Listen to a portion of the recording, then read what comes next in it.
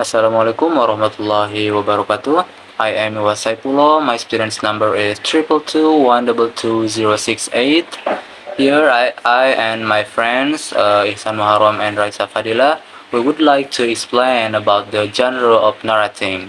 And then there are three topics that we would like to present. The first topic is types of narrating, and then the second topic is structure of narrating, and then the third topic is grammatical features of narrating.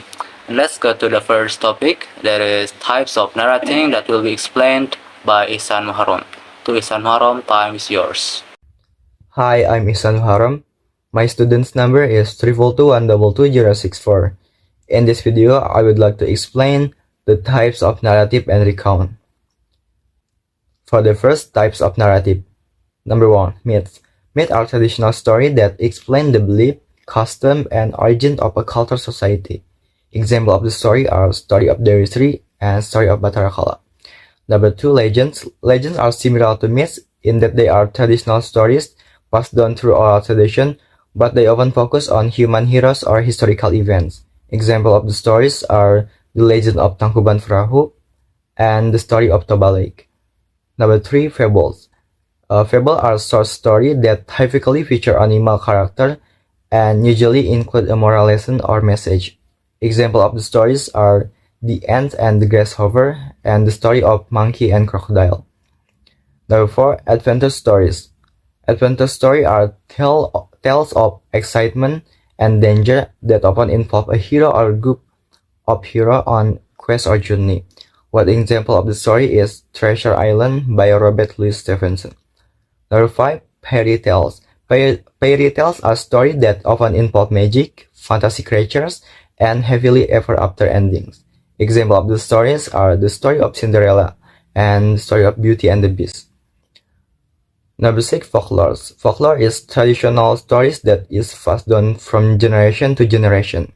Folklore is usually spread by word of mouth, so that it will be told in descending order until it becomes part of the community's tradition. Examples of the stories are Maling Kundang and Timun Mas. The second one is types of recount. Number 1, personal recount. Personal recount is a personal retelling of an experience or event that the writer has personally gone through. The writer usually includes their thoughts, feeling, and emotion, and use per person or point of view. For example, a personal recount could be about a memorable trip or personal achievement. Number 2, factual recount. Factual recount is a type of recount that is objective and focus on presenting factual information about an event or situation. It is usually written in the third-person point of view and does not include the writer's personal opinion or emotion. This type of recount is often used in news reporting or historical account. Number 3, imaginative recount. Imaginative recount is a type of recount that is creative and may include fictional elements. It is often used in creative writing, such as short stories or novels. The writer used their imagination to retell an event or experience, but the story may not be based entirely on real-life events. Number 4, procedural recount. A procedural recount is a type of recount that explains a process, a series of steps that need to be followed to achieve a particular outcome. It is often used in instructional or educational writing. Example of procedural recount include a recipe or a set of instructions for assembling a product. Number 5, literary recount. A literary recount is a type of recount that uses creative writing techniques to retell an event or experience. It often includes descriptive language, imagery, and figurative language. This type of recount is usually used in literary works such as poetry, memoirs, or essay. Okay, thank you to Ihsan Muharram. And then the next topic is structure of narrating, that will be explained by Raisa Fadila. To Raisa Fadila, time is yours. Hi, I am Raisa Fadila Ramadhani. My student's number is 222122062. Now let's talk about text structure. In this discussion, we have a narrative and recount text. Every type of text must have a structure to build content in the text. The same goes for narrative text and recount text. First one is generic structure of narrative text. In general, the structure of a narrative text is divided into 4 parts. However, only 3 of them are mandatory, while 1 is optional. They are orientation, complication, resolution, and reorientation or coda. First is orientation. In this part, the writer will usually introduce the elements of the story, such as the introduction of characters and settings. And in this part that you can usually recognize what elements are in the narrative text. Second is complication.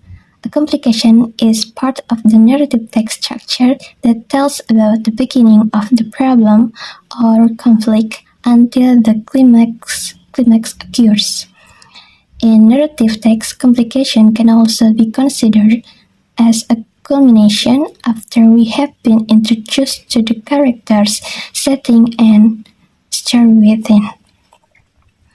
And the third is resolution. Resolution is the final part of the story in the form of a solution or resolution of the problem that arose earlier. This part is also commonly known as anticlimax in narrative text structure. Fourth, reorientation. This last part of the narrative text structure is optional. Generally, reorientation contains a moral message, advice, or mandate from the author. Not all writers who write moral message explicitly. And lesson is generic structure of recount text. The structure of recount text is divided into 3 parts.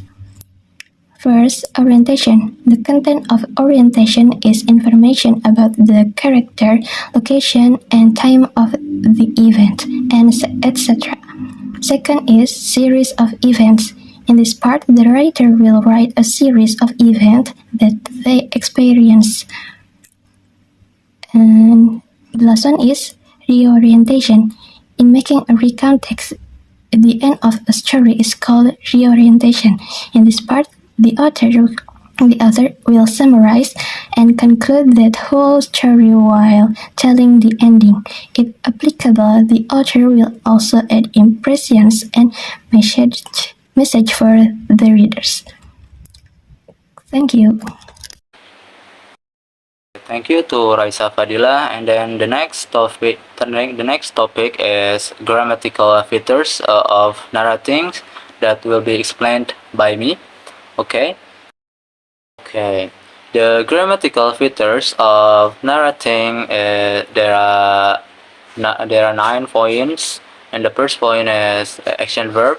Usually, narrative text use action verbs like went, saw, and heard. And then the second is always use temporal connectives. It's like after, before, and then. And then the third is past tense except direct speech. For example, his name was Bob. And then the direct speech is you should go on the diet. Say the carousel. And the fourth is direct speech. For example, John said, I'll meet you at the cafe later. And then the fifth is use mental verbs. For example, think and then believe, and etc. And then the sixth is use action verb metaphorically. For example, the words were flying everywhere. And then the seventh is use rhythm and repetition. For example, riding, and the boy went riding across the winter moor far away from the strike for his unhappy home. And then the eighth is play with sentence structure. For example, in the sentence is anger, silent as the vengeful brother prowling the streets rose slowly upon the old wooden door dark. There was nothing but black. And then the last is descriptive adjective. In this example is the old wooden cabin stood atop the hill. She wore a beautiful flowing gown. And then the adjective of that sentence is the words old and then the beautiful. Maybe that's all from me. I give back to the moderator. Okay, maybe that's all from us. We do apologize for all mistakes and thank you for your attention. Wassalamualaikum warahmatullahi wabarakatuh.